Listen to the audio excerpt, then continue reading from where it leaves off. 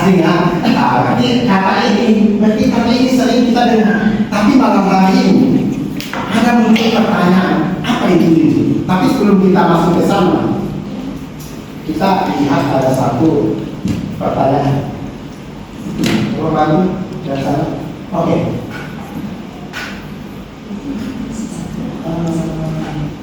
Oke, sama-sama kita baca 1, 2, 3.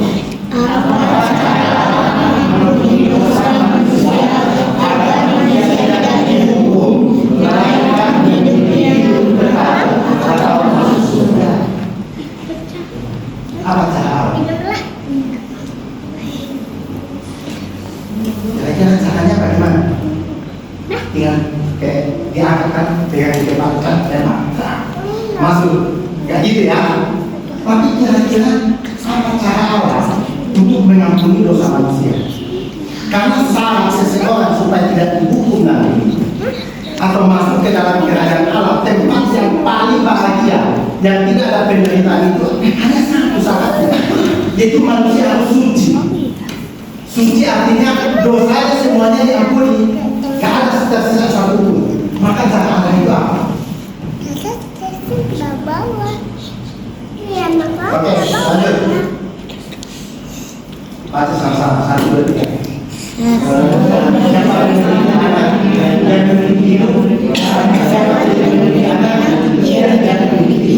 Berapa kali kita bahasa ayat ini? Yang ikut-ikutin. Kayaknya sudah 3 kali deh ya. Sudah 3 kali ya. Nah inilah caranya. Caranya adalah barang siapa memiliki anak, memiliki Yesus. Yesus yang mana? Yesus yang mati. Yesus yang lain, Yesus mati, Yesus dikuburkan, Yesus bangkit. Itulah caranya. Jadi barang siapa memiliki anak yang memiliki hidup, artinya memiliki kebahagiaan. Tapi barang siapa atau siapa tidak memiliki Yesus, berarti tidak memiliki hidup. Itu caranya Tuhan, bukan cara manusia. Kalau cara manusia atau cara agama, kata-kata apa? Aku harus tolong orang. Aku lihat susah dia, aku harus tolong. Kalau setiap ibadah, kalau bisa jangan satu ibadah, kalau bisa jangan harus ikut semua. Kalau bisa setiap hari saya berdoa minta ampun sama Tuhan. Ya kan? Kalau kadang-kadang lupa ya. Ya kalau udah tidur terus. Jadi sarannya adalah siapa memiliki Yesus memiliki hidup. Siapa tidak memiliki Yesus tidak memiliki. Hanya itu aja, simpel aja, nggak ribet kok. Karena Tuhan nggak mau bikin ribet manusia. Manusia itu pada dasarnya terbatas ya, jadi nggak mau. Silakan lanjut. Enggak. Nah saya datang ini bukan untuk mempermalukan, artinya begini. Makanan jasmani di rumah makan lagi saja. Tapi makanan rohani di sini saya harus kasih makan. Nah ini pertanyaan saya mau kasih makan ini. Nah, kira-kira kalau hari ini, besok, atau lusa, nanti masuk surga atau enggak? Ini udah bilang enggak. Kenapa? Belum tahu, berarti mudah-mudahan. Alhamdulillah. Iya kan gitu kan? Pertanyaan ini agak apa ya, tapi dalam. Kalau Mama Helen lah. Siap-siap, saya mau kenalin. Hanya yang dia mungkin ada. Hari ini kalau mati, besok, lusa, tahun depan, kira-kira meninggal, yakin nggak masuk surga? Oh belum yakin. Kenapa? Betul dosanya. Banyak kali, berapa kali itu? Yang kita timbang dulu. Berarti belum ya. Oke, kalau cicilan masuk surga. Oh ini udah lain ini. Ini udah sama, ini udah lain ini. Aduh, bagus. Kuacuan? Oh, bukan lain lagi, makin sama. Kalau masuk. Oh, ini udah berarti nggak ada yang kalah lagi. Oke, jadi kalau kuncinya ada di sini. Kuncinya ada di sini. Balikkan dulu. Oke, kuncinya di sini. Oke, kalau saya tanya dulu, sudah percaya Yesus? sudah percaya Yesus, sudah. Berarti barang siapa memiliki Yesus, berarti memiliki hidup, alias mati masuk surga. Kalau soal berdosa, pendeta juga berdosa. Kalau mau pakai hanya gara-gara perbuatan saya, pendeta pun nggak layak masuk surga, dan masuk saya. Sekalipun saya mohon maaf 24 jam, nggak masuk surga juga saya. Kalau saya bilang saya akan ibadah di gereja dan lain sebagainya. Tapi untuk apa saya berbuat baik kalau begitu? Percaya saja deh. Gak usah saya bantu orang, gak usah ibadah, gak usah melayani, gak usah deh. Kan toh pun nggak melayani itu tetap sudah memiliki dia. Wah makin bingung ya. Makin bingung ya. Habis itu nggak usah ngapa-ngapain deh. Yang lihat orang kalau jatuh terdekat ke situ, sehat lagi, jangan aja. Mati sekaligus. Jadi bukan begitu maksudnya. Artinya apa? Kalau kita sudah percaya kepada Yesus, maka seluruh dosa kita yang dulu, dosa kita sekarang, dan ke depan juga Tuhan akan mengampuni. Tapi ada asalkan jangan main-main dalam dosa juga. Udah tahu mencuri itu dosa, tapi maunya mencuri aja, kayak mencuri itu hobi saya. Nggak boleh juga. Karena waktu kita percaya Yesus, Roh Kudus itu tinggal di dalam hati kita, mengingatkan kita, oh ya, hari Minggu saya ibadah, berarti pada Minggu saya sudah ibadah. Tapi kadang Tuhan sudah bilang, tapi kita kadang menjelaskan hati. Itu namanya kayak Tuhan sudah berbicara, tapi kita pura-pura sulit. Jadi barang siapa memiliki Yesus, memiliki hidup. Yang tidak masuk surga ini adalah ini, yang tidak memiliki Yesus. Soal berdosa sampai kita mati waktu tidak ada dosa lagi. Soal saya nggak berdosa, nanti udah di pas selesai semua di dalam diri. Tapi bukan berarti kita suka. Nah, lanjut. Next. Oke, kembali ke pertanyaan saya. Apa itu Injil? Bapak ini, kira-kira apa itu Injil? Injil itu seperti memberitakan firman Tuhan yang benar. Boleh ini? Kira-kira apa itu Injil? Karena Injil ini kan sering kita dari khotbah. Bahwa firman Tuhan yang sudah percaya harus memberitakan Injil. Harus menginjili. Karena itu tugas yang Tuhan percayakan kepada kita. Firman Tuhan, ini saya memberitakan firman. Ini firman Tuhan. Kalau istrinya yang paling dicintai, yang apa? Firman Tuhan juga. Jadi, kira-kira apa? Kabar baik tentang keselamatan. Oh, yang dibawa Yesus. Kabar baik, kabar keselamatan dibawa oleh Yesus. Juli.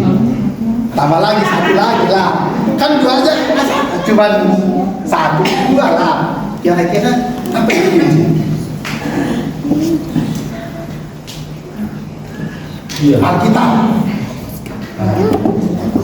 Karena pertanyaan ini sangat gampang, tapi itu menguras pikiran, ya. Artinya apa? Ternyata kita butuh setiap saat kita diingatkan tentang apa itu Injil. Karena Injil kan, karena Injil adalah kekuatan Allah yang menyelamatkan, gitu kan. Apa itu Injil, Mama Kalista? Kabar baik tentang Tuhan Yesus. Oh, Tuhan Yesus ngapain? Oke. Nah, apa itu Injil? Kita harus cek ke dalam firman Tuhan. Jadi saya nggak bisa pakai pikiran saya. Oke, kita baca dulu. 1, 2, 3. Oleh Injil itu kamu diselamatkan. Oleh Injil itu kamu diselamatkan. Injil itu apa? Kan gitu kan? Oleh Injil itu apa? Lanjut. Asal kamu belum. Ada yang kalimat saya pakai ya. Nanti sekarang sendiri. Asal kamu itu berpegang padanya. Saya kira kita akan kecuali kalau kamu adalah sia-sia saja menjadi percaya. Lanjut. Sebab yang sangat penting telah kusampaikan kepadamu, yaitu apa yang telah terima sendiri, ialah bahwa Kristus telah karena dosa-dosa kita sesuai dengan kitab suci. Bahwa Ia telah menentukan dan bahwa Ia telah dibangkitkan pada hari yang mulia sesuai dengan kitab suci. Inilah poinnya, inilah jawabannya. Tadi kan bilang karena Injil kita diselamatkan kan? Nah, kita diselamatkan karena Injil itu apa? Injil itu ini, yaitu apa yang telah ini. Kristus telah mati karena dosa-dosa. Itulah Injil. Jadi Injil itu adalah Kristus telah mati karena dosa-dosa kita, bukan karena pada saat kita baik-baik bahwa Tuhan Yesus mati. Enggak. Pada saat kita berdosa, disitulah Yesus mengasihi kita. Ya, terus bilang apa? Bukan hanya dia mati. Sesuai dengan apa maksudnya kitab suci? Alkitab.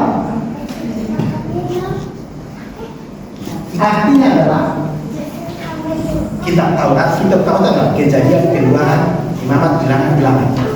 Kitab Taurat. Terus apa? Kitab Mazmur, kitab para nabi. Inilah maksudnya ini. Jadi kitab sebelum Yesus datang itu sudah menubuatkan dari 2000 tahun sebelum Yesus datang. Inilah maksudnya kitab suci. Karena dinubuatkan di dalam perjanjian lama ketika manusia yang pertama jatuh dalam dosa itu siapa? Adam dan Hawa.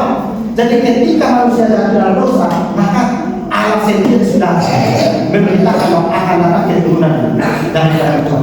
Nah, sudah diberitakan berulang kali itu namanya nubuatan di dalam kitab suci bahwa Yesus Kristus telah mati karena dosa-dosa kita.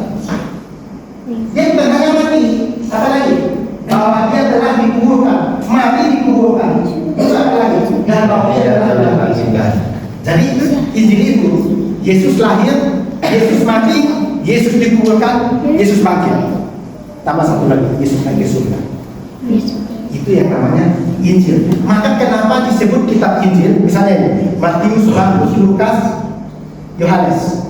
Kenapa disebut kitab Injil? Karena di dalam 4 kitab itu menceritakan hal yang sama mengenai Yesus lahir, Yesus mati, Yesus dikuburkan, Yesus bangkit. Jadi 4 kitab itu hanya membicarakan tentang kehidupan Yesus. Maka disebut Injil sinoptik atau 4 kitab Injil. Injil itu hanya berbicara ini. Yesus telah mati karena dosa-dosa kita, dia dikuburkan dan juga dia dibangkitkan. Siapa yang membangkitkan? Tuhan. Bukan berarti Yesus karena bukan Tuhan. Yesus membangkitkan dirinya sendiri karena dia itu adalah Tuhan itu sendiri. Jadi bukan karena ada yang membangkitkan itu. Lanjut. Oke, sekarang di dalam Lukas, Yesus sendiri mengatakan tentang apa itu Injil. 1, 2, 3. Dia berkata kepada mereka, Yang telah kukatakan kepadamu ketika aku masih bersama-sama dengan kamu, yakni bahwa harus diketahui semua yang ada di Yesus tentang aku dan dikatakan Jadi mengenai Yesus harus lahir, Yesus harus mati, Yesus harus bangkit. Itu sudah dituliskan di dalam kitab Taurat Musa, kitab Nabi, kitab Mazmur. Dan pertanyaannya, apakah Musa hidup terlebih dahulu dari Yesus dalam tulisan Alkitab atau Yesus hidup terlebih dahulu?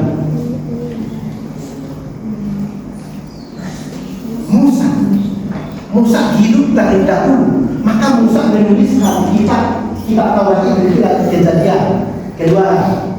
Nah itu kitab Nabi itu ada nabi kecil, misalnya kitab Yeremia, ya kitab apa Nehemia, itu semua Mika, kan buatan-buatan tentang kelihatan Yesus kan. Itu mengenai kitab Mazmur, itu maksudnya dituliskan oleh Daud. Di situ menceritakan bahwa Yesus harus menderita. Terus lanjut 1, 2, 3. Jadi waktu Yesus berbicara tentang itu, Yesus membuka pikirannya bahwa tentang dirinya itu sudah dijelaskan di dalam kitab Taurat Musa, kitab Nabi, kitab Mazmur. Jadi ketika Tuhan Yesus menjelaskan tentang ini, maka murid-murid mengerti tentang kitab suci dan berbicara tentang dirinya. Jadi seluruh isi kitab suci dari Kejadian sampai Wahyu sebenarnya itu berbicara mengenai pribadi Yesus yang adalah Tuhan dan Juru Selamat. Hanya itu aja. Simpel sebenarnya, cuman ya tebaknya lumayan sih. Dan lanjut. Nah, apa yang disampaikan Yesus kepada murid-muridnya? Yaitu ini tentang Injil.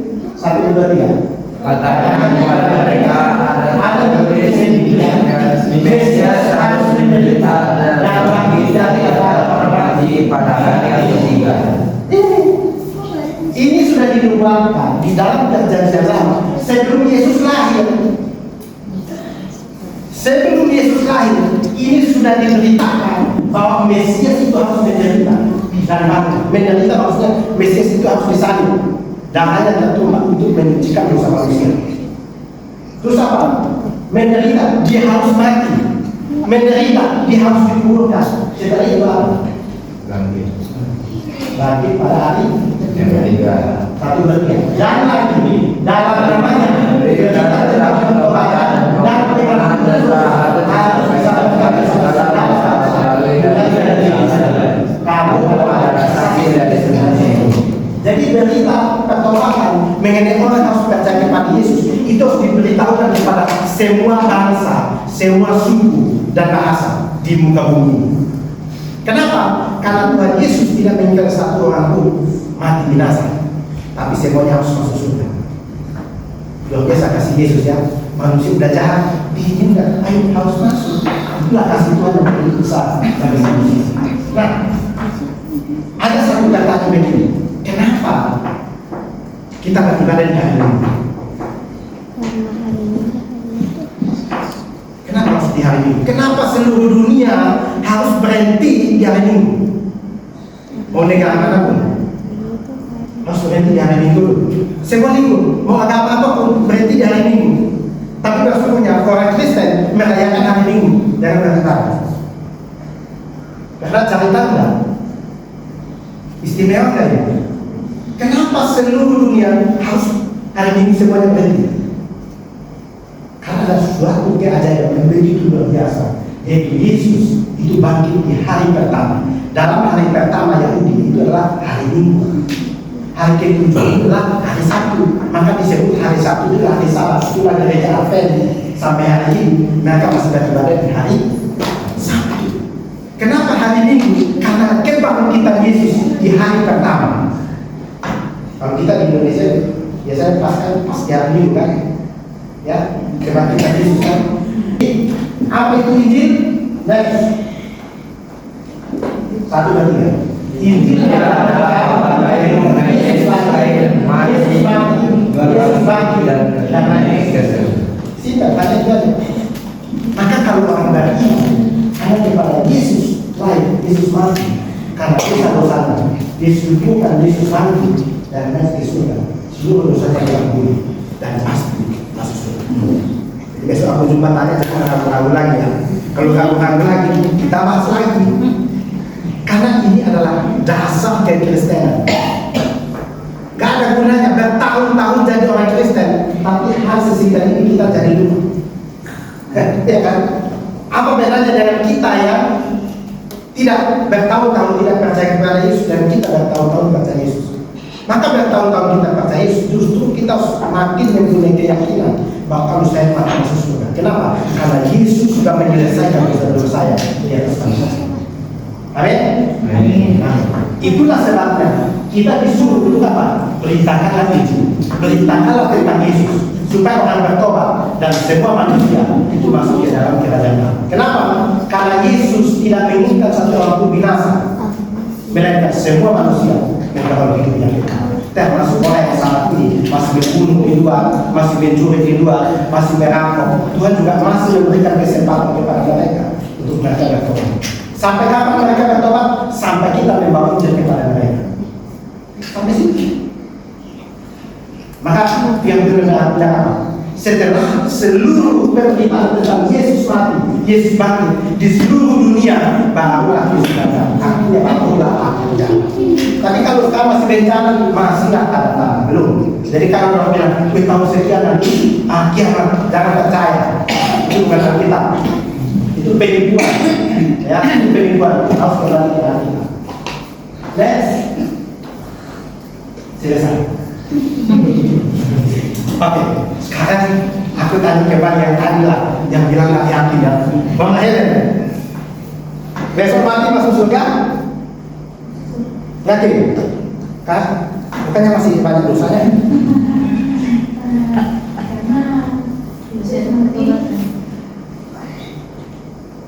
Untuk segala dosa saya.